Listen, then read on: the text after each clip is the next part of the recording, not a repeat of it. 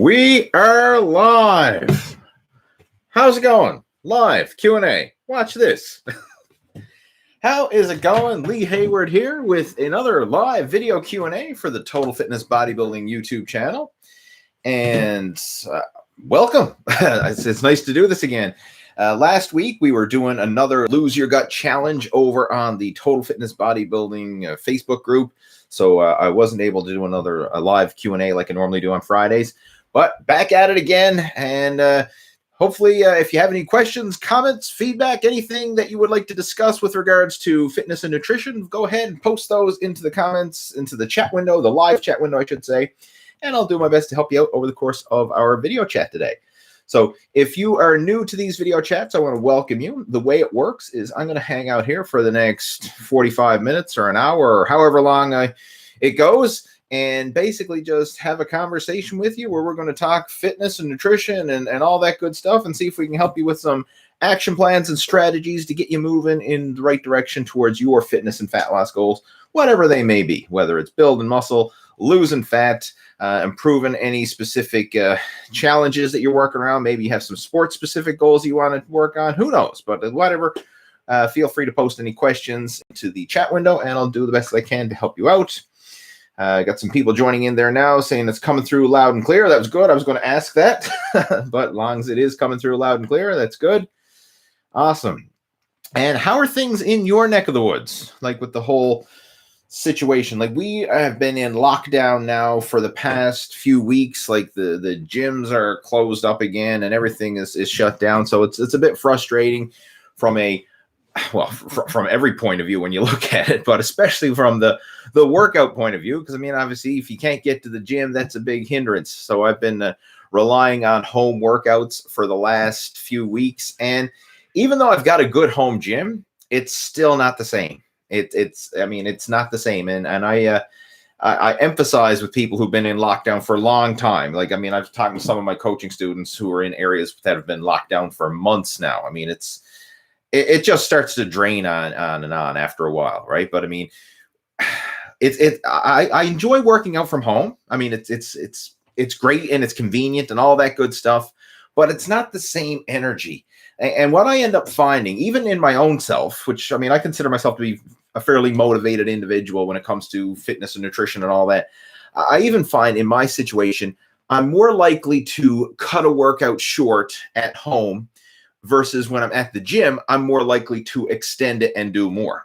So it's like that mindset shift, because when I go to the gym and I'm in that atmosphere and you're around other people who are working out, you just feed off that energy, that environment. And plus you have all the different pieces of equipment and it's so easy to use the equipment. Like, whereas at home, I mean, I've got access to a lot of different things, but I mean, I have to change the machine. Like I have a lat pull down machine, and then I have to change it, like take off that attachment, and then I can put on like a leg curl, leg extension attachment. And then there's another one, I have a seated row attachment. But, you know, it takes a few minutes to switch over the machine. Now, granted, a few minutes is no big deal, but that's enough of a bit of a friction and just enough of a little bit of a nuisance to say, you know what, screw it. I won't bother doing this workout. I'll do it next workout or something like that. Whereas when you're at the gym, if you want to do a different piece of equipment, different exercise, you just go over and do it. And it just makes it so fast and efficient. And again, I find even in my own self, I'm consciously aware of this, I'm more likely to just like say, you know what, that's good enough for today. I'll call it a day, right? I got enough done. Whereas if I'm at the gym, it's the opposite. It's like, okay, I've did everything that I had on my schedule, but I still want to do more. So that's part of the reason why I find I get a better workout, better results when I'm training at the gym, is because I'm more motivated to actually do more, push harder, feeding off that energy in the environment of others. And it's nice. Whereas at home, you have to be more self-motivated. Now, not saying it can't be done. I mean, you can make anything work, right? I mean, I've seen some of my coaching students make amazing progress working out from home. So it certainly can be done, but it is a different challenge. It's a different mindset and everything else, just, you know, to be self-motivated to follow through versus being able to piggyback off that motivation and enthusiasm when you're at the gym. So I'm just curious, like for those of you now, like tuning in, are the gyms open in your local area and all that stuff? And if they are, how are you making do? And if not, are you working out from home? And how are you making do with that? Like, what are some of the things that you're doing at home? Or do you have like a proper home gym setup? Or are you kind of doing body weight and resistance bands and then very simple workouts? right? It'd be interesting to just see how everyone is making this happen and making the best of our current situation. All right, so with that being said, I rambled on enough. I can see a lot of people, a lot of activity going on in the chat window, so let's just jump right into it. We have OT joining us. We have Sean joining us. Rod is with us. Owen. Sean's got a question saying when he does weighted pull-ups on back day, he does wide grip, neutral grip. Would it be more effective to do neutral grip first because you can pull more weight? That's personal preference. It really is. I'm to the point now where I'm not a huge fan of weighted pull-ups. I have done them in the past, but I find when it comes to body weight exercises like pull-ups, dips, and things like that, I like to just focus on body weight. And in my situation, again, I'm not saying what you should do or not, but I'm just going to share what I do. I focus on better quality form, higher repetitions, more time under tension, controlling the exercise more, like using very little momentum, squeezing, holding the contraction, and just maintaining more mind-muscle connection as I'm doing the movement. So actually making that exercise harder with body weight. It's kind of like mastering the body weight versus adding extra weight. And I find that that works really well for me because I find in those exercises, it's easy to get injured, especially when you're adding weight, right? I've done that. I've injured myself with both dips. With the dips, you're usually straining the shoulders. With the pull-ups, sometimes you can pull on the muscles, the connectives in the lat tie-in area, even in the elbows and the triceps and stuff like that. So now I just focus on body weight alone and make the most of the body weight variation. So slow down the tempo, hold the peak contraction longer, using very little momentum and just a good muscular contraction. And I find that I can get a fantastic workout with just body weight without having to add any extra weight. But as far as the different grips, I like to mix it up. So like one set, I might do wide grip. Next set, I'll do parallel grip. Next set, I'll do underhand grip. I mean, if you have the different angles, like you have the pull-up bars with all the different hand positions and stuff, try them all. I mean, there's advantages to all of them. So, I mean, just try them all and do the ones that you enjoy. I mean, if there's a particular one that causes pain or discomfort, obviously don't do that. But I like to mix it up. So every set I do, I usually just change it up. So one set's wide grip, one set's underhand grip, next one's parallel, whatever, and I'll just change it up with each set. And you will probably find certain ones feel stronger than the other. Typically, I find if you use more of a narrow or medium width grip and like parallel or maybe underhand or something like that, you typically feel stronger. At least I do. But again, that's personal preference. Some people may feel stronger with an overhand. Some people may feel stronger with a wider grip. Who knows? It's really depends on your individual, body makeup and your strengths and everything else. But when it comes to the pull-ups, all the different grips, there's advantages to all of them. I mean, I don't think there's one is any better than the other. And I mix it up all the time. What else? We got Lee joining in. Hey, says the gyms are opening up here in the UK on the 12th of April. Well, that's still a ways away. 12th of April. And I mean, okay, there's a light at the end of the tunnel, but who knows what could happen between now and April, right? I mean, the way things are going. Because like here in Newfoundland, we're on to, like, we had it under control. We had there was hardly any cases of coronavirus at all.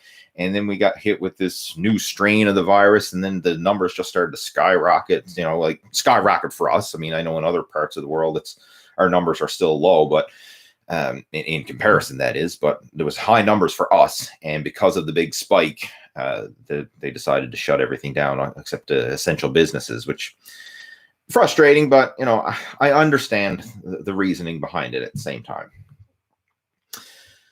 But anyway, opening up on the 12th. Hopefully that holds true, and hopefully that's a light at the end of the tunnel. Things are starting to move in the right direction. Owen's joining us. He says, "What's the best set rep days a week progression scheme to sort out my plateaued bench? I'm in New Zealand, no lockdown. Feel sorry for the rest of the world." All right. I don't know. That's the answer to that question. I don't know what the best set rep pattern, best workout days of the week for you and your bench press, because first off, I don't know what you are doing right now. And in order for me to try and offer some advice on what you should do for your bench press, I really need to know more about what you are doing.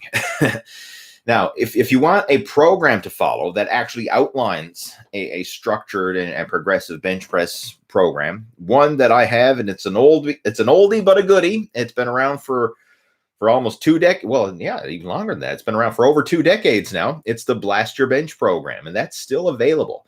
You can head on over to leehayward.com, my website, and on the side menu bar there should be a link where you can actually get the Blast Your Bench program. I mean, it's an old one that I've had since, that was what I started with. Like, back, if you're familiar with the whole story of Lee Hayward's Total Fitness Bodybuilding, that was the first program that I launched back in 1997, was the Blast Your Bench program. And thousands of people have used it since then. And I've gotten a lot of positive feedback over the years from that one.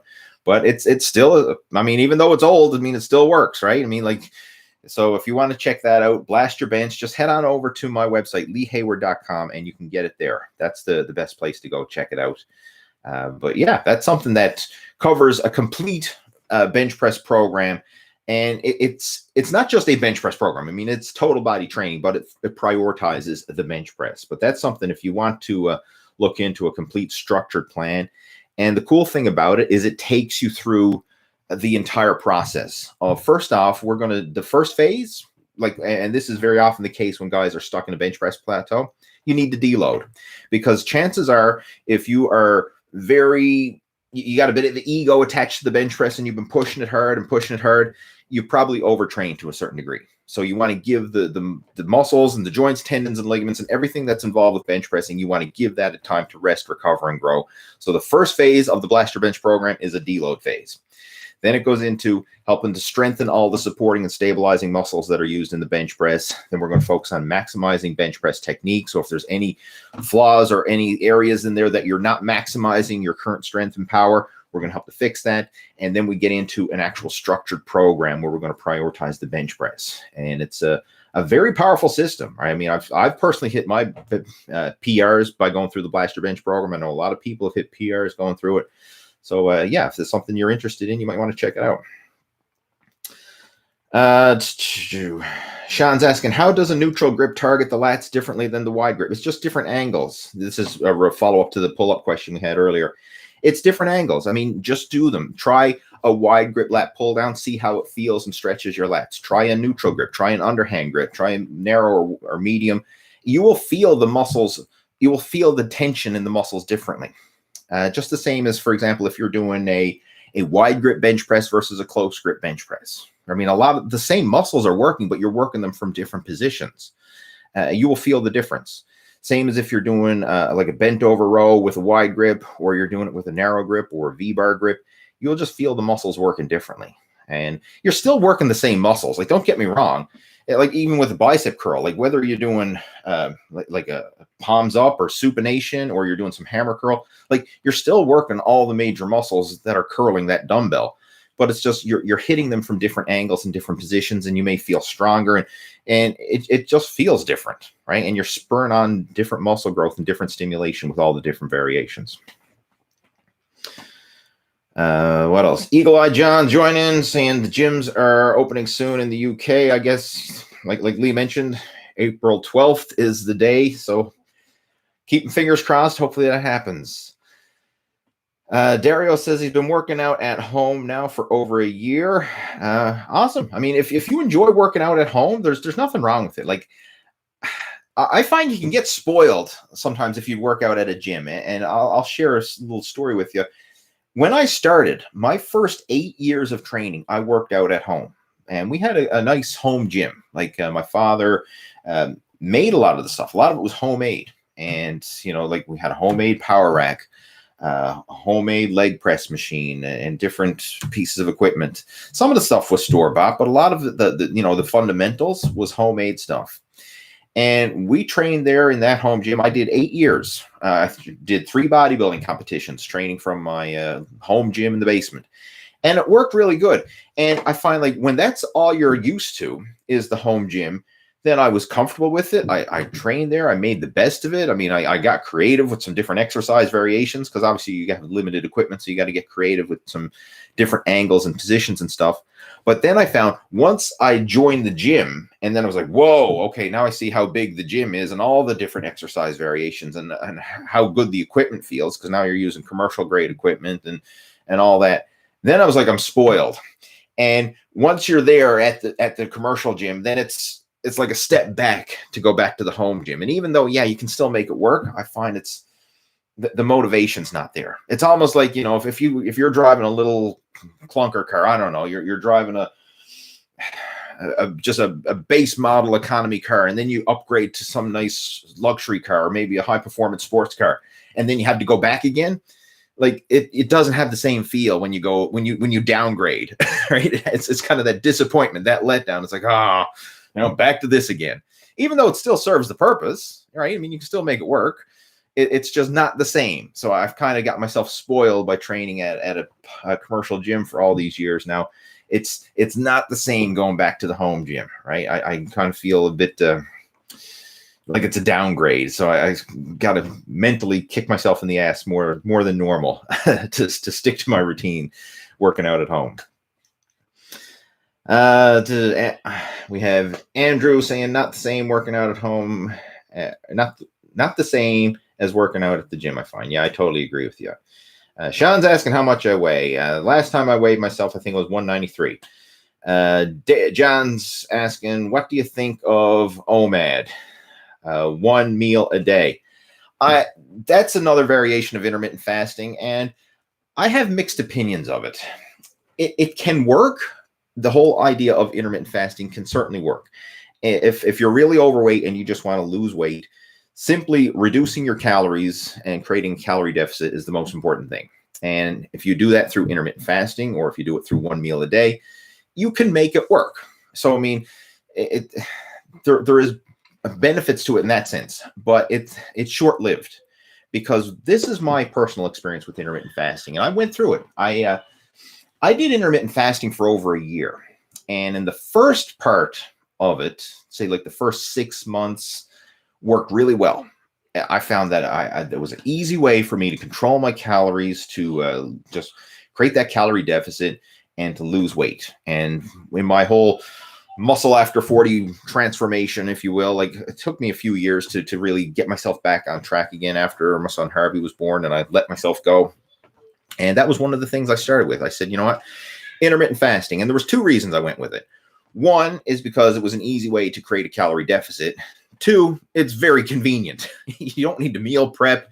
You don't need to pack food or anything like that. I mean, heck, you just don't eat, right? You just, hey, have yourself some coffee or water or whatever, just something to curb your appetite and, keep yourself hydrated. But, you could keep yourself busy all day long and not eat. So, I mean, from a convenience point of view, it's great, right? So, I mean, that's a plus. If you're looking for some of the positives, that's the convenience is absolutely a plus. And then you sit down and enjoy dinner with the family, right? So, I mean, that's a plus. It works with a normal family situation. If you normally have dinner with the family, then 1 meal a day or some intermittent fasting variation can certainly work with that. Where it started to go, where the negatives started coming in, I found, is after the initial phase. Once I started to adapt to that, I found that I could control my appetite throughout the day. But then once I started eating, it was like I opened up the floodgates and I couldn't control my appetite.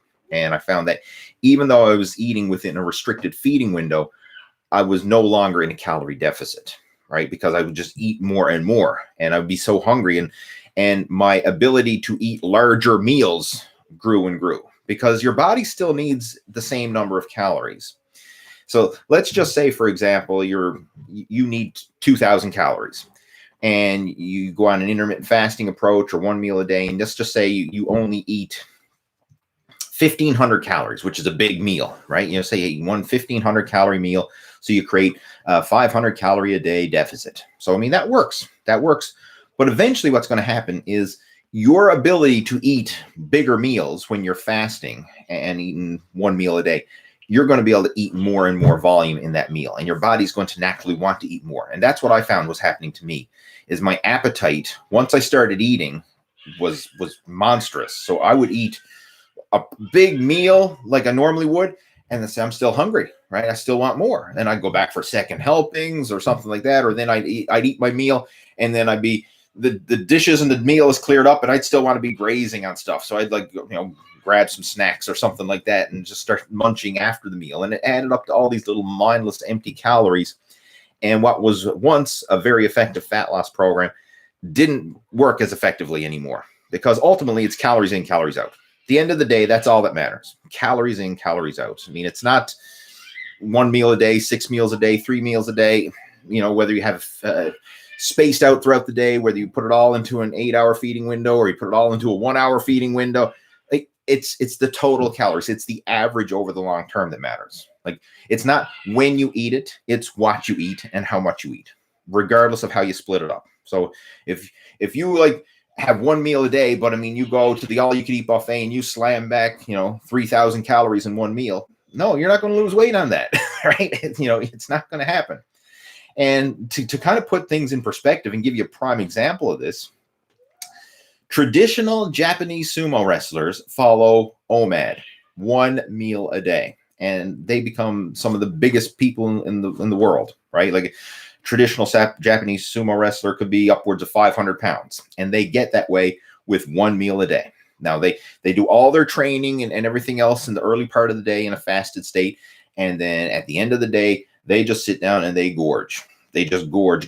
So, I mean, the whole evening, they're just sitting down stuffing themselves, right, with massive amounts of food.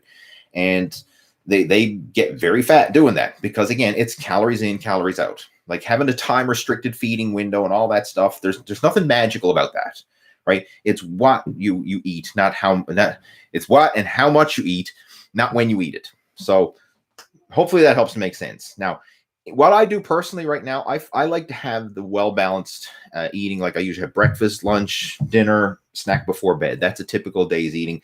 And I find that when I'm eating more frequently throughout the day, I don't go through the extreme ups and downs with blood sugar. And I find that when I do eat, I'm able to control my appetite more because I'm not going through that, blood sugar highs and lows and energy highs and lows, right? I'm not forcing myself to restrict food. I just eat a breakfast, and I find, okay, I ate a small breakfast. That's enough to satisfy me for several hours and keeps my energy level stable. I find I get better workouts, right? I mean, it's working out fasted. It's kind of hit or miss. Like, if you're only doing a short workout, like an hour or less, yeah, you can get by with that. But if you're doing longer and more intense workouts, especially if you're doing like long duration cardio or anything like that, fasted training is not the best. So I find having some food in the system goes a long way. And so I'm not a big fan of the intermittent fasting or 1 meal a day approach now. I like to have my meals spaced out throughout the day. And I find that that's what works best for me. Keeps my energy level stable, keeps my appetite under control, and I feel better that way. But it's really a personal preference. Like, try it. If it works for you, then ride it out. Ride out the wave of momentum for as long as you can. Like, I did it. I got 6 months of progress before I hit a plateau with it. All right, what else we got? Spooky Crane. I usually punch a heavy bag for cardio, then I do weightlifting. Should I do cardio after?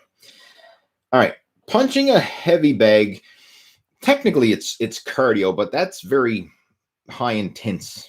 That's muscular endurance training, really.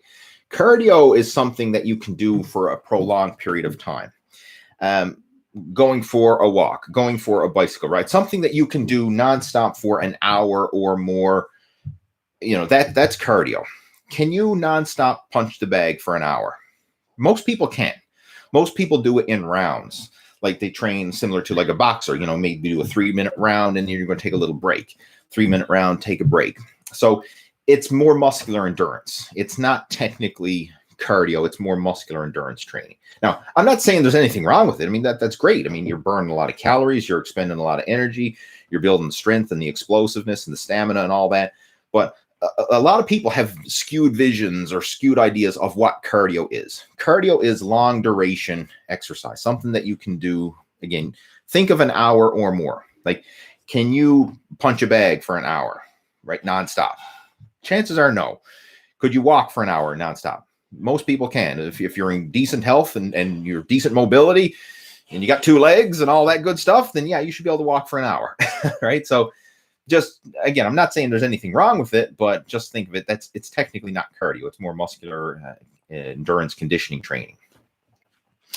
But that's fine. If you want to do that, what I would probably do if it was me, I would do the weightlifting first, and then I would do the bag work afterwards. That's the way I would split it up, but try it both ways. The reason why I'm thinking that is because doing the heavy bag work first well, I guess it really depends on your priority. Is your priority the heavy bag, or is your priority the weight training? Whatever your priority is, that's what I would do first. And then I would do the other exercise afterwards. So if your main focus is to become a boxer and focus on that, then maybe do the bag work first when you're fresh, and then do the weight training after as a supplementary workout. Or you could split it up. One day heavy bag work, one day weight training work. I mean, there's different ways. Everyone asks, like, what's the best way to do it? It doesn't matter. It really doesn't matter. As long as you're doing it consistently, and you can argue the pros and cons of anything. And let me just, to give this analogy, to make this make sense, and to give you an analogy that you'll be able to relate to. Imagine I went to an overweight person, someone who's 500 pounds obese, and I said, what's the best way to get fat? And they said, what do you mean?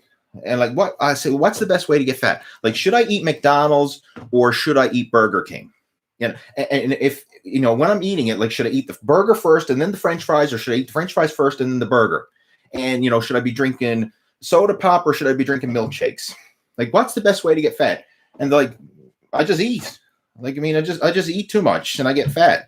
And I said, no, let me break it down. Like, I want to know exactly how you eat in order to get fat, because I want to get fat. Like, how do I have to eat?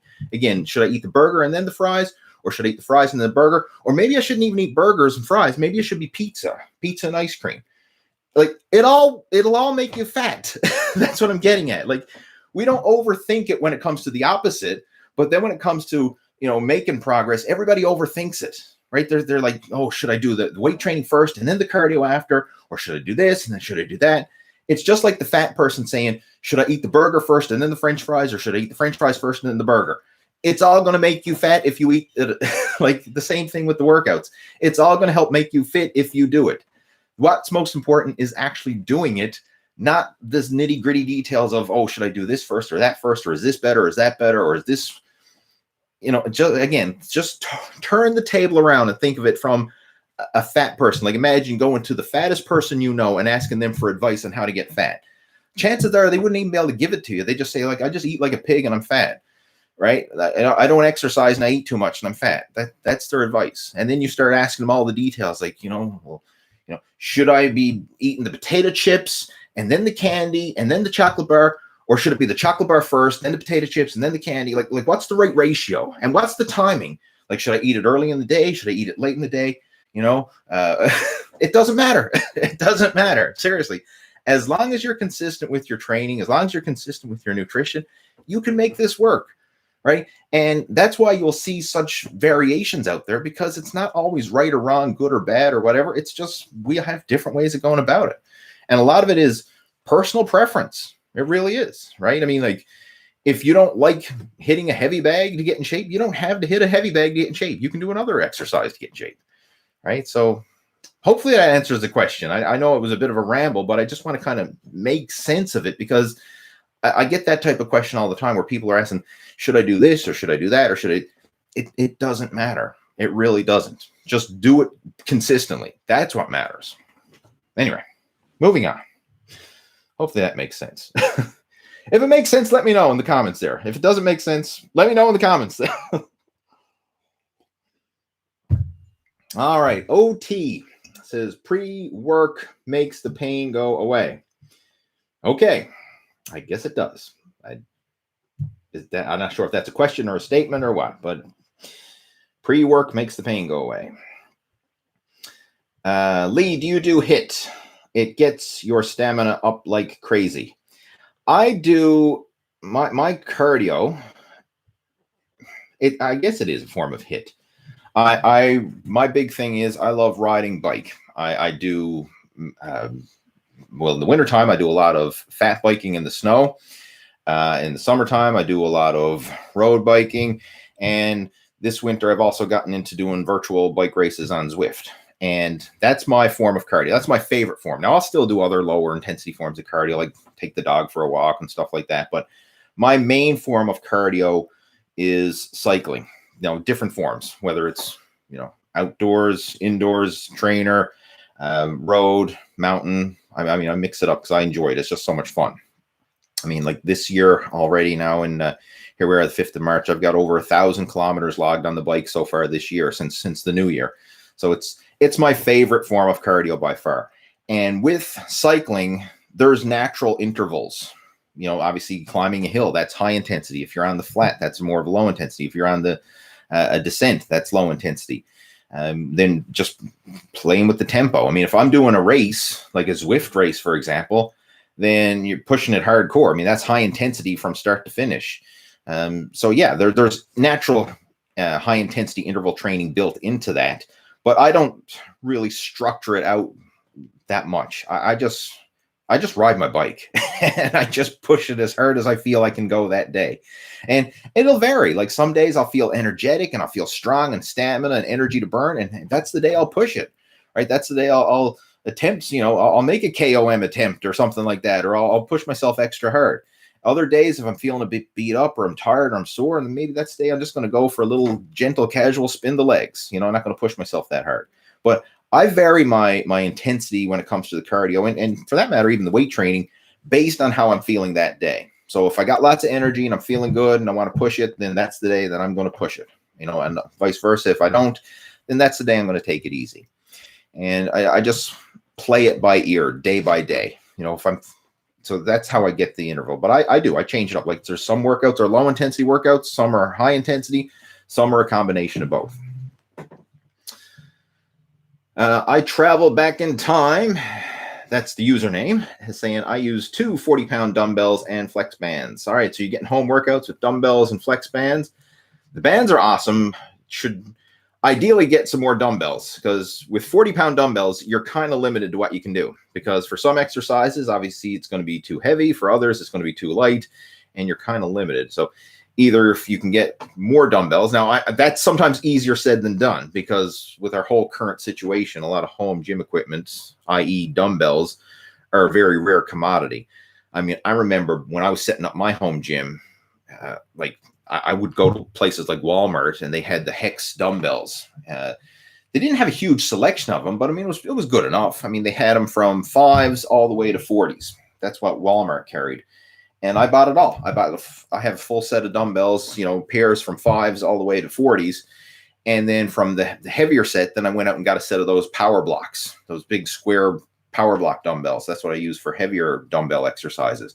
So that's awesome. I mean, I have literally from 5-pound dumbbell up to 120-pound dumbbell. So that's more than enough for my needs when it comes to dumbbell training.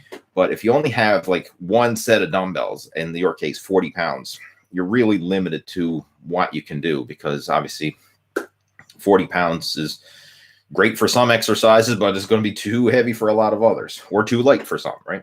So if you can get more dumbbells, or even adjustable dumbbells, that would be a good suggestion.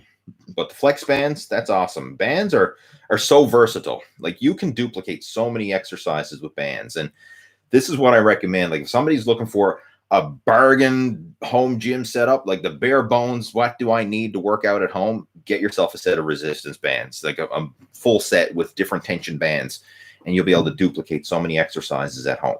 Now, it's not the same as working out at the gym. It's not the same quality, but it's good enough. And I use bands myself. Like even in my situation, I've got a pretty well equipped home gym, and I still use bands for a lot of exercises. Eagle Eye John saying, doesn't explosive reps good form? I read all over the online, hit the 2-pound. What? I got to read that again. Doesn't the explosive shit, let me read that again. Doesn't the explosive reps good form I read all over online hit the 2B or 2A fibers, slower reps for slow fibers? All right, you're wanting about doesn't explode. Okay, yeah, an explosive rep will hit the fast twitch muscle fibers. Yes. Okay, I'm deciphering your question here. Doing fast, explosive reps can help to stimulate more fast twitch muscle fibers. Absolutely. And doing higher reps, and of course, yeah, slower cadence typically does work slower twitch muscle fibers. But usually, if you're looking at it like a max effort, like an all-out effort where you're either very fast and explosive or you're lifting for max effort, so like a heavy weight for maximum effort, that's when you're going to exert more of the fast twitch muscle fibers. Something that you can do for a longer duration, whether that's a longer duration because you're slowing it down and going super slow motion, or a longer duration because you're doing higher reps and higher volume, that tends to work into the more muscular endurance fibers. And like whenever you do an exercise, you're working all of it. Like you're working fast twitch, slow twitch, medium twitch, like everything is working, but it's just the ratio. And usually the way it works is you will, like with the if you're doing an easy exercise, let's just say I don't know, body weight squats, you're doing air squats, and you start off like first it's easy for the first several reps. So I mean you're using primarily like the more of the slow twitch muscle fibers, but then as you start to fatigue and it builds up and now it's getting harder and harder and harder, eventually you're going to call in more of the fast twitch muscle fibers to continue on. And eventually, if you do enough body weight squats or push-ups or anything like that, if you do enough repetitions, eventually you get to the point where you're using all the muscle fibers. You're using all the slow twitch, all the medium, and all the fast twitch, because eventually you're going to hit failure. And then like you're using all the available muscle fibers. And once you hit failure, then you're pooped. You've exhausted all the available muscle fibers. They're fatigued. But anytime you do an exercise, you're hitting fast twitch and slow twitch, but the ratios will depend on the effort exerted. So if you're doing like a 1 rep max, that's fast twitch. If you're trying to do like 100 reps of push-ups, that's more slow twitch. Or if you're going for a walk, or you're doing high reps of body weight squats or something like that, that's more slow twitch. But then as you fatigue, you're going to call in those fast twitch muscle fibers as backup. So hopefully that answers the question. I know it was a bit of a different question, but hopefully I deciphered it and made sense of it all. Do you ever get tired of people's stupid questions? This is from Sean. No, I don't. I sometimes get a kick out of it and everything else, but no, I don't. First off, I don't believe they're. Well, let me retract that. I was going to say I don't believe there's a stupid question.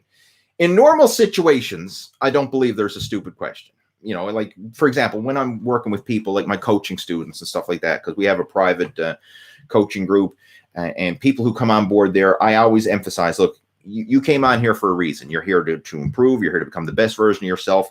There is no stupid question. If you have a question, it deserves an answer, right? I don't care if you think it's simple or stupid or whatever. You're embarrassed to ask it anyway, right? Like, well, I'm here to help. That's the whole idea. Now, when it comes to these video chats, some people do post stupid questions because like they know the answer and they're just trying to stir the pot, or they're just in there like trolling and posting crap just to kind of just get a kick out of me. That's all.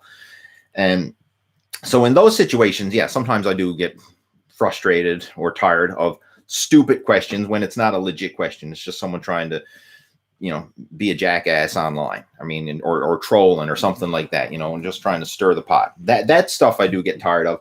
But if someone genuinely has a question, I don't care how basic it is or whatever, if it's a question that's on their mind and it can help them, then that question deserves an answer. And that's the way I always approach it when I'm working with my coaching students is there are no stupid questions in those situations, right? It's all about helping them become the best version of themselves and make progress. That's all this is. It's about making progress, right? It's not about perfection. It's just about being better than you were before. And as long as we can continue to do that, then that's all that matters. All right, moving on. Another question. I missed the gym, been out for a year, but I built my own home gym. Still use some of Lee's techniques since I started weight training. COVID won't stop me. Awesome. I respect that attitude, and I like how you're making it work despite all of our current situations. I mean, I'm still making it work, but I wanted to rant earlier on in the video to share how it's harder, you know, when you don't have the freedom and the flexibility of going to the gym. Like I like to stack the deck in my favor when it comes to workouts. Like I have a membership at the public gym. I've got a good home gym. I want to have all the tools available, right? So, I mean, if I'm pressed for time and I'm really busy, well, heck, I can go down in the basement and I can work out because I got a good gym there. If I'm motivated and I want to get in a hard workout, I can go to the public gym and train there. I want to kind of stack the deck in my favor. I want to have all the odds tipped towards me, you know, so to help me maximize my progress. Same thing when it comes to like my cardio. I mean, I've got a fat bike with studded tires for riding in the wintertime in the snow. I've got a skinny tire road bike for when I want to go riding in the summertime. I've got a mountain bike. Like I've got an indoor trainer. Like I stack the deck in my favor. I want to have all the tools available so that if I want to exercise, I can do it. I've got everything I need. I don't want to be able to be one of these people say, oh, well, I can't do this because of that. Like, oh, I can't go bike riding because there's snow on the ground. Hey, I got a bike that can ride on snow, right? So I cover myself for that. Or people say, well, I can't work out because the gyms are closed. Well, I got myself covered for that. I got a home gym. Like I stack the deck in my favor to make it easier to accomplish my goals. And you'll find that a lot of successful people in any area, they do the same. They're not leaving their results up to circumstance. Like, oh shit, this happened. Now I can't do it. No, they do whatever they can so that regardless of the situation, they can still make progress. And that's what I've done with my workouts and my fitness and stuff. I stack the deck in my favor. I got a home gym. I got a membership to the public gym, which I can't use right now because they're closed down, but still I got a gym. You know, stack the deck in your favor. Like use that little term to kind of like plant seeds, and that'll help. That's a good habit to get into. Same with the nutrition. Like I always make sure, you know, I keep the good food stocked on hand, right? I always got lots of protein and veggies and the good stuff stocked on hand, ready to go. Like I don't ever want to go out in the kitchen and say, oh, I don't know what I'm going to eat today, or I got no healthy food on hand, right? Oh, I better order a pizza because there's nothing healthy here to eat. No, I mean, keep the cupboard stacked, right? Keep the refrigerator stacked. Keep the good stuff on hand. Like set up your environment to help you win. That's what you want to do, right? Versus always being a victim of circumstance and not having the stuff available. Because when the stuff's not available, that's when you're going to end up making poor choices. All right, what else we got?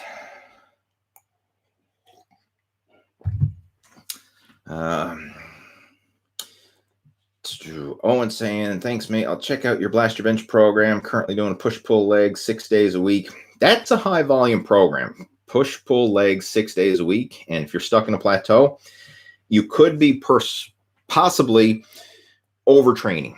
I can't handle 6 days of weight training a week, right? I've tried it in the past, and I can't handle that volume. I make my best gains either every other day or 3 days a week. You know, at most, maybe 2 days on, 1 day off. But if I try and do like 6 days in a row, I find it just burns me out.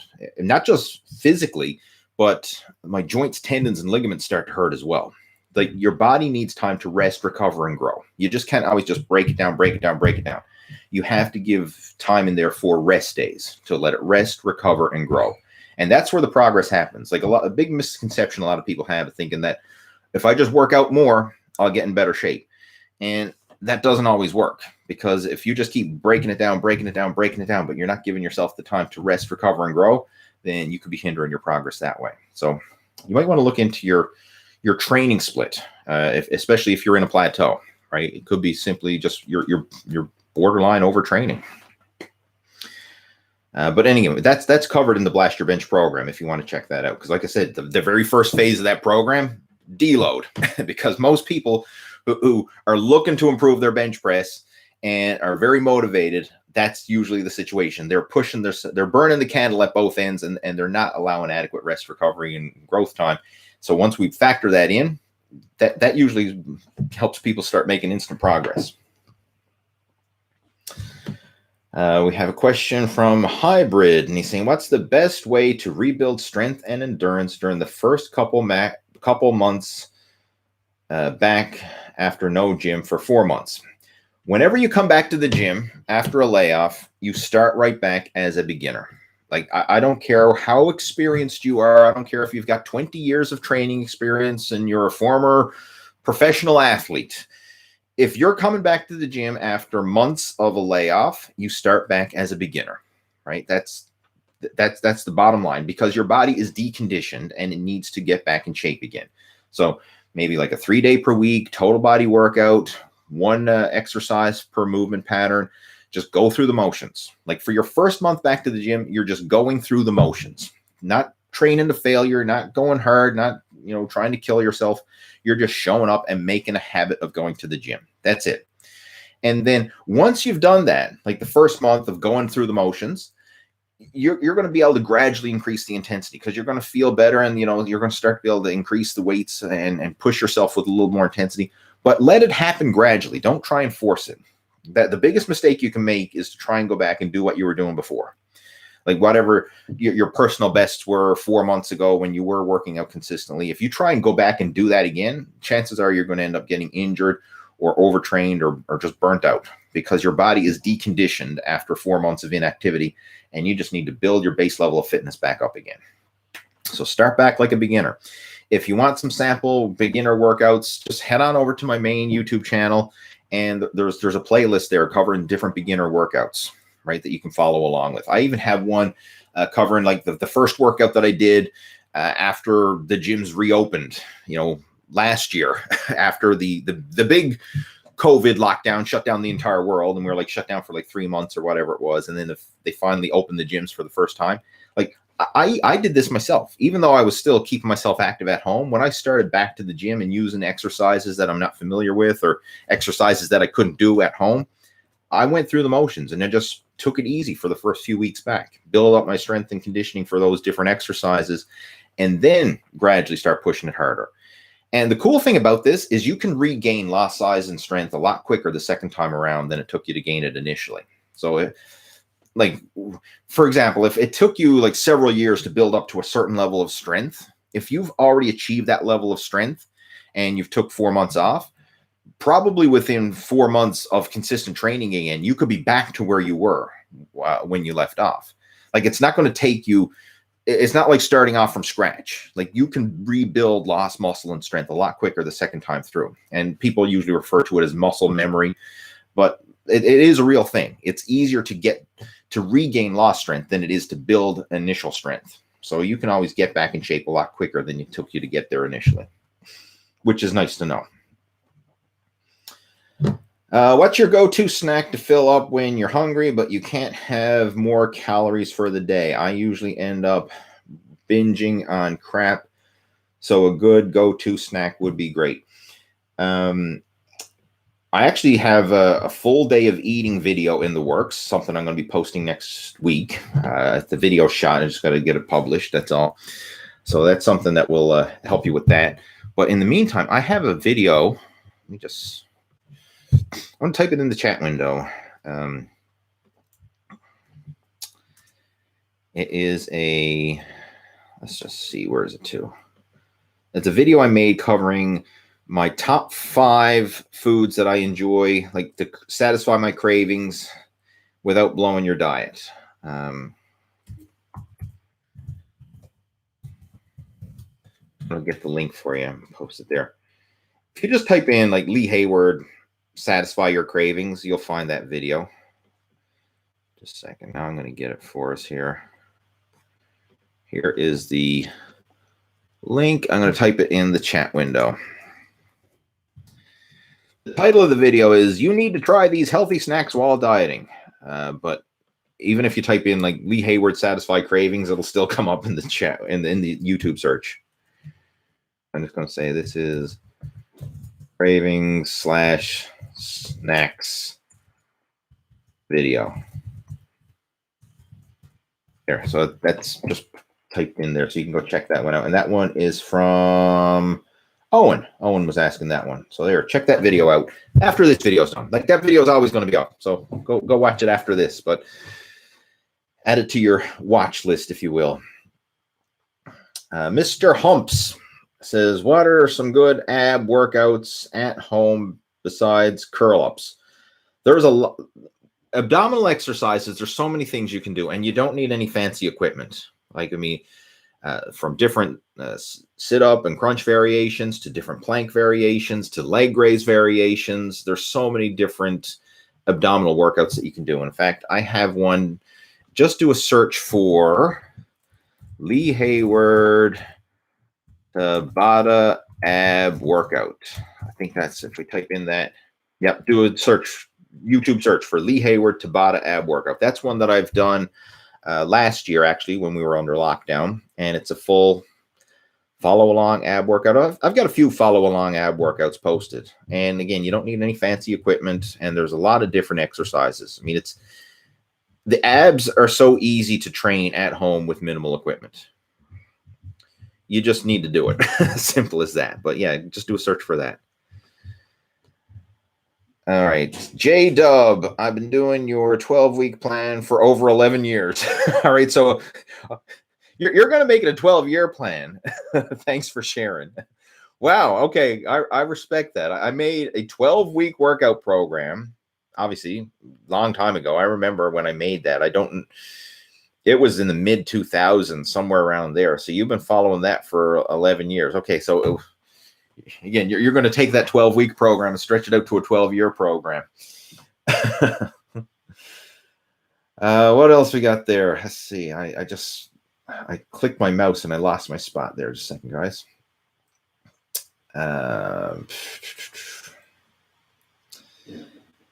David's asking, how's it going? Things are going well. Thank you much. Thank you for asking.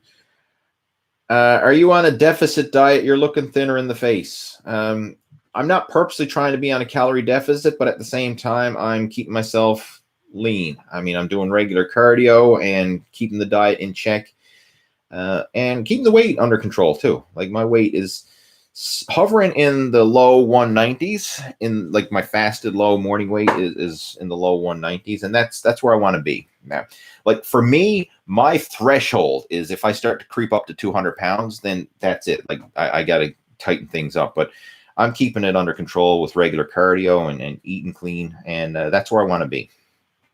I don't want to get fat no more. It ain't fun being fat. Been there, done that. Don't want to go back. Jose is joining in. Says he's still working out in his garage and making gains. Good stuff. Glad to hear it. Yeah, I mean, like you can make the home workouts work. I mean, like I say, I've done it and I'm doing it now, but I do enjoy working out at the gym, right? There's just something about that atmosphere, the camaraderie, and just the variety of the equipment. It's just fun, right? I mean, to me, that's my social, there's a bit of the social aspect to it. I know some people say, oh, you go to the gym, be serious, focus on your workout, and don't use it as a social thing. But for me, it is a social thing because like I work from home, and like going to the gym, that's my opportunity to get out of the house. And of course I get to meet other like-minded people who are working out. Now, granted, I don't spend all day there just sitting and chatting between sets, but it's just cool, like to have just hang out while you're at the gym. I mean, I'll do a little bit of chatting while I'm there, obviously, but I'm still there to work out. Not like some people who, spend 80% of their time working their mouth muscle and 20% of the time working their physical muscle, right? I'm the other way around. I'm there to work out, and then there's a little bit of chit chat in between sets. Nate's joining in. How much are you lifting and curling? What do you mean? Like how often or what? Like I work out 3 days a week with weight training, and then on my off days from weight training, I'm doing cardio. Well, for me, actually, that's a bit of a lie. I usually do cardio almost daily, simply because I enjoy it. I really enjoy cardio, especially cycling. So that's one thing I do on a regular basis. But with weight training, I do that 3 days a week, and I find like that's my sweet spot. If I try and stretch it out to doing weight training more than that, I find my joints, tendons, and ligaments start to act up. Like that's when I'll start my elbows are hurting, all the knees and the back and the shoulders are starting to hurt. Like if I try and lift 6 days a week, it's not just the muscles that need time to rest, recover, and grow. It's the joints, tendons, and ligaments. And I find just the stress of heavy lifting, especially as you get a bit older, it places just wear and tear. And I find having a day of rest in between each workout allows those joints, tendons, and ligaments to rest and recover, and I feel so much better. So that's how much I lift. I go 3 days a week is my normal. Claudio's joining in. What to in the next day after overeating in previous one? Do we compensate eating less and exercising more? Okay, what do we do the next day is what he's asking. Honestly, I would just get back on your normal routine. Like, this is something I know some people like to have the idea of, oh, I had a big binge. Now I got to I got to punish myself and overcompensate for it the next day. But this is what I would recommend. Just forgive, correct, continue, and just move on. Like, you overate, you binged eat, whatever. Okay, big deal. It happens to everybody. Everybody's going to do it from time to time. Forgive yourself, correct, get back on track, and just continue on with your regularly planned program. Don't try and overcompensate for it, because that's going to set up this whole negative yo-yo deprive binge cycle. Because what happens when you deprive yourself? Like, you go very hungry, you're eating super low calories, and you're deprived. And yeah, in the short term, it works for losing calorie or losing body fat because you're in such a big calorie deficit. But it's not enjoyable and it's not sustainable. And it sets you up for that rebound weight gain, because you can only suffer it out so long before you say, screw it, I don't care anymore. And you go and you start to binge eat. I mean, that's the whole yo-yo diet syndrome. Like, if it was just about losing the weight and not regaining it back again, then everybody be lean and fit, because virtually everybody who is overweight has probably at one time or another followed a diet successfully, meaning they have followed some sort of diet and they actually lost weight from it. The problem is they couldn't sustain it. They got hungry, they binge eat, they gained the weight back again, and now they're back to square one. And that what you're just explaining there. So you overate, and then if you try and like, oh, I got to get my shit together. I said I got to do 2 hours of cardio the next day, and I got to like cut my carbs to zero, or I got to fast, or I got to do this.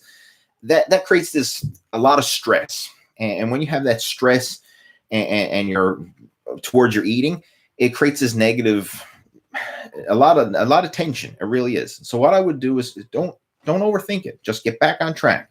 Like, we just want a slight calorie deficit, a very small calorie deficit. And how you accomplish that is just through eating clean foods and regular exercise. Like, you don't have to starve yourself. You don't have to cut your carbs to zero. You don't have to fast. You don't have to one meal a day. You don't have to do anything extreme. You just have to eat clean, natural, unprocessed food, which are high in volume and low in calorie density. Exercise regularly, with weight training and cardio. Make sure that every day you're getting some sort of exercise, whether it's, you're doing a weight training workout, whether you're doing a cardio workout, whether you're taking your dog for a walk, whether you're going out and shoveling snow in the driveway, mowing the grass. Like, you get off your ass and exercise every day, do something. I mean, of course, you can change it up and vary it, and then just eat the high volume, natural, unprocessed foods. And that alone will, for like 99% of you, will create a calorie deficit. Just eating clean, natural, unprocessed foods until you're comfortably full, and exercising regularly. Like, it's really as simple as that. Like, I know a lot of people overcomplicate it, but if you're doing that, you will make progress. The problem is we try and do too much too soon, and then we can't sustain it. And then you start that whole negative feedback with the yo-yo dieting and the binge eating. And that's the biggest flaw. Like, I did it myself when I was competing in bodybuilding. I'd go through that, right? I'd try and starve myself and lose the weight as fast as possible because I had to get in shape for a show. And then as soon as the show was over and the photos were taken and the placing was done, then I just say, screw it, I'm going to binge eat. And I just gain all the weight back again. Months to lose it, only a few weeks to gain it all back. And it's a very frustrating process. So in your case, Claudio, what I want you to do, I don't want you to do anything drastic. Just get back to your regularly scheduled plan. Simple as that, right? Forgive, correct, continue, and move on. All right, moving on. Who else is joining in? Let's just see what came through there. Oh, we have Moses joining in. Thanks for your support, Moses.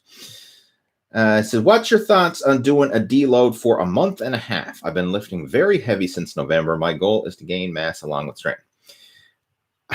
I wouldn't pre-plan a month and a half of deload. Like, why a month and a half? That's what I have to ask. Like, why are you planning that out? I mean, maybe you only need 2 weeks of deloading.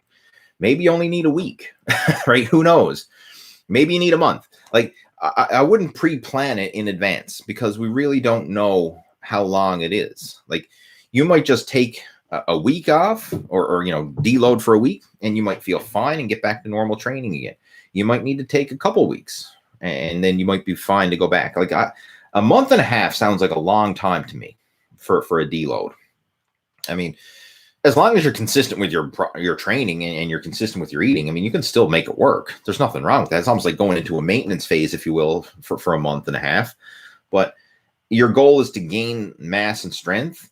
what I would focus on is if you feel like you've been pushing the limits and you are feeling the effects of overtraining, like you just feel tired, your joints are sore, you're not seeing progress, and you're just mentally and physically burnt out, then yeah, scale back the intensity of your workouts. Do easier exercises. Just go. Now, there's several ways to deload. One is just simply do the exact same workout with less weight and, just stopping short of failure. It's like going through the motions with your workouts, doing the same thing, but just less intensity, less effort. That works. Another way, you could do totally different exercises. So like, for example, if you're training at a gym and you're normally doing like barbell bench presses and barbell squats and deadlifts and big heavy compound exercises, maybe you're going to do machine variations of those moves and just train with higher reps and lighter weight. So instead of the barbell bench press, you're going to do some sort of chest press machine. Instead of squats, you're going to do a leg press. And you're going to train with lower intensity, maybe higher reps, and just go through the motions, not pushing yourself to failure. That's another way of going about a deload. Like, you want to be active. That's the thing with the deload. Like, deload is not stopping. Like, do not stop exercise cold turkey, because that's not the best way to go about it. You just want to scale back the intensity, but keep yourself active. Think active recovery. That's what you want here. And if you go through it for a week, see how you feel, right? I mean, if you're starting to feel better, then maybe you can gradually start to ramp it back up again. Or maybe you need to go a couple weeks. Like, it's really an individual thing, but don't go in there thinking, well, I'm going to do 6 weeks of deload, because that's a long time. And chances are it's not necessary. I would say, like, after a couple weeks, you'll be ready to start ramping it back up again. But again, there's something you have to play, because it's an individual thing, right? It's not something like you can diagnose, or it's not like there's a set in stone, like, well, everybody has to deload for 1.5 months. No, you might be able to deload for 1 week. You might be able to deload for 2 or whatever, but play it by ear. And if you have any questions about it, I mean, you can feel free to reach out to me, right? I mean, you can always email me if you want to elaborate on some of these questions. That's one thing that I do offer, right? You can send me an email. My personal email address is leeh@leehayward.com. And if there's any questions here, because I know we're only like scratching the surface here with these video chats, but if there's anything you want to elaborate more on, feel free to reach out to me. We can have an offline chat. What else we got there? Let's see. We're gone for over an hour, so I'm going to get ready and clue it up shortly. I usually like to keep it to an hour. That's rambling on long enough. We have Azim joining in. Azim's a regular, saying, Lee, first of all, I believe we must ask questions to try and learn. Now, my question, most of us work out at home. Well, right now, and with the COVID situation, that's probably an accurate statement. What's your opinion about pike push-ups, Supermans? They look a bit overwhelming. Pike push-ups, if I'm not mistaken, that's the push-ups where you have your feet elevated, almost like a shoulder press push-up. If I've really not done that myself. I have done like shoulder press push-ups, but honestly, I don't do that as a regular in my workouts. And I guess it's because I have dumbbells and I have barbells. And if I'm going to do shoulder presses, I'm going to use dumbbells or barbells or resistance bands. So I don't have a lot of experience with the pike push-ups. Supermans, I think you must mean the back extension. Like, when I refer to a Superman, I'm referring to it as a back extension. That's a very basic exercise. It's a challenging one, but there's nothing crazy about it. You just lie belly down and you're basically lifting your arms and your legs simultaneously and just contracting the whole back of the body. It's almost like a back crunch, if you will, right? It's like you do abdominal crunches for your front, you lie belly down, and you do Supermans. It's almost like a crunch for your lower back and the whole spinal erectors. So, but the pike push-ups, I mean, I'm not my opinion on them. I mean, I don't have much experience with them, but if it's something you want to experiment with, then my advice is give it a go. Give it a go. But first, you got to be strong at regular push-ups. Like, if you can't do regular push-ups with ease, don't bother with the more advanced variations like the pike push-ups or the shoulder press push-ups or whatever. Do regular push-ups. You could even try different, more advanced versions of push-ups. Like you could add weight. You could do them with your feet elevated. Like you can actually build up to it. So like start off with feet flat on the floor push-ups. When that's easy, elevate your feet on a bench or a step or a chair or something so that you're targeting more of the upper chest and shoulders. And if possible, you can even gradually elevate your feet more. Like you could even do it with your feet against a wall, especially if you have like sneakers with a good grip. You could like walk your feet up the wall and do your push-ups against the wall. That's one variation as well. And you can build yourself up to doing, the pike push-ups or even the full-on shoulder press push-up or handstand push-ups. What I'm trying to say. I'm calling it a shoulder press because basically that's what we're doing. We're simulating a shoulder press with a push-up. If you do want to do the handstand push-up, a great one that I would recommend first. Just practice getting into a handstand position with your feet against the wall and just holding the static position. Like that's how I built up to them when I was doing them. I just hold a handstand. And I mean, that alone is going to build up all the shoulders, the triceps, the stability in your body. Get used to the blood pressure because, I mean, now you're upside down and the blood is rushing to your head, right? Just holding a handstand. I mean, that's a phenomenal exercise in and of itself because it will strengthen and stabilize so much muscle. Even if you don't physically move and do a push-up, you're just holding that static contraction. That will build a lot of strength. And then what you can do with these more advanced push-up variations is just do partials. So again, I'll use the handstand push-up as an example. Practice holding the handstand. So like your arms are overhead, and then gradually just do little partials where you just slightly bend your elbows, right? You just do little tiny pulses, little tiny partials, and then gradually build up the range of motion. So, maybe you're only doing a 1-inch push-up to start. And then, next week you're going to try and do 2 inches and then 3 inches and just gradually build up the range of motion ever so slightly. And that's a great way to build up to doing these more advanced push-up variations. But again, the most important thing is just the consistency of doing it on a regular basis and getting used to the position, right? But that's what I did because I went through a phase where I was doing a lot of different body weight exercises, and handstand push-ups was one of them. And that's how I built up to it. So you can do the same thing. The pike push-up is just a modified version of the handstand push-up. So hopefully that helps.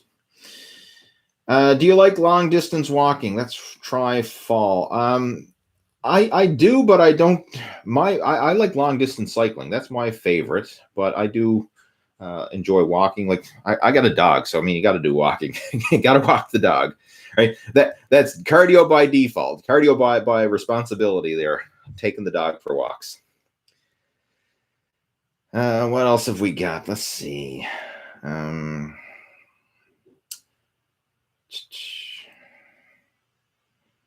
We've got Matthew.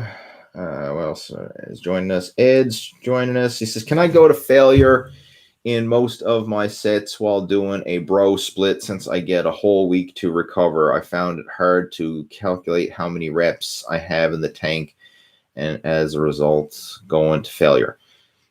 Try it. If this is the way I look at failure. First off, we need to define what failure is. And this is probably the question I'll clue up the video chat with. Failure is the point where you can't do another repetition with good form. That's failure. So it's okay to train to failure. I know a lot of people overthink this, but failure is the point where you can't do another repetition with good form. It's when your form starts to break down. So let's just use bicep curls as an example. If you're doing a strict curl, right, and you get to the point now where, it can't curl it anymore, but if you can swing and cheat a little bit, technically you've already hit failure because you had to break your form to swing and cheat and get the weight up. Failure is the point where your form breaks down. It's not the point where you can't move the weight at all. Same thing with the bench press. Like maybe you get to the point where you're struggling, you can't do another form, but then if you arch your back and you lift your ass off the bench and you heave and squeeze and wiggle, you might be able to rep out another, you might be able to move the weight, right? Keep the weight moving for another rep or two. But it's not good form. Like it certainly wouldn't pass in a powerlifting meet. It'd be red lighted lifts, if you will. That's failure. The same thing, like if you're doing a deadlift and you can't do a proper form, and you got to hitch it on your knees and drag it up over your thighs and whatever. Like if you can't do a rep with good form, you had to heave, swing, cheat, use momentum. You've already hit failure. So there's nothing wrong with going to failure. Right? I mean, so And don't do it on your first set. Like obviously warm up, and have some progressively heavier warm up sets in there. But if on your final sets, if you will, of an exercise, if you want to push it to failure, true failure, meaning the point where your form breaks down or you get to the point where you can't do another rep with good form, that's totally fine. I train to failure all the time. But again, failure is not the point where you can't move the weight. It's the point where you can't move the weight with good form. And as long as you do that and you have that as your definition of failure, the risk of injury is quite low. Because if you get to the point where it's like real failure, meaning you cannot physically move the weight at all, even if you're swinging, cheating, and using crappy form, then that's dangerous failure. That's the point where injury happens, right? When you physically cannot move the weight, even if you use crappy form. Like in the case of a bicep curl, you're heaving and swinging and the weight's just not moving. Or in the case of whatever, like you're heaving and jerking the weight and it's not moving because you've totally hit failure, meaning like even no matter what you do, you just physically can't move the weight anymore. That's failure and beyond. Like there's no need to go to that point. But when it's to the point where your form breaks down and you can no longer do another strict repetition, then that's fine. I do that myself all the time. Like when I end a set of bicep curls is when I can't do another strict curl. When I end a set of bench presses or squats is when I can't do another form or another rep when I feel strict form, right? So that's totally fine. Hopefully that makes sense. Hopefully that helps, because that's a valuable lesson there, right? That's the true definition of failure. And there's a lot of controversy, people saying, oh, don't train failure. You should train failure. You should always train. You should never train. Like, what is failure? Like, that's what a lot of people are not even defining. Like, what is failure? And that was a lesson that one of my mentors taught me early on, is that it's not the point where you can't move the weight at all. It's the point where you can't move the weight with perfect form by yourself with no help from a spotter. That's failure. Once you've hit that, and that's fine. It's totally good to hit that point, because that means you've actually fully fatigued the muscle. And that's the purpose of weight training. Like, you don't want to just go in there, do a couple reps and say, okay, that's enough. Like, you're not going to build strength. You have to push yourself, but doing so with proper use of failure is going to ensure that you actually have that progressive overload there to stimulate the muscle to get bigger and stronger. All right, I'm going to get ready and clue it up, guys. Hopefully you enjoyed the video chat. If you did, you know what to do. Give me a thumbs up there. That always helps. And I look forward to doing another one next week. So next Friday, I'll be back again. And here we go. Have yourself a great weekend, and I'll talk to you then. In the meantime, if you want to stay in touch, I just want to let you know, I'm more active over on the Total Fitness Bodybuilding Facebook page. Like, that's where I'm on a regular basis. So if you haven't already done so, head on over to Facebook, friend me up on Facebook. Like, that's where I'm active most often, right? I'm regularly posting and sharing, and I even do some live videos and stuff like that over on the Facebook page. So if you want to participate and interact and keep in touch, feel free to hit me up over there. That's where I'm most active. All right, I will talk to you later. Over and out.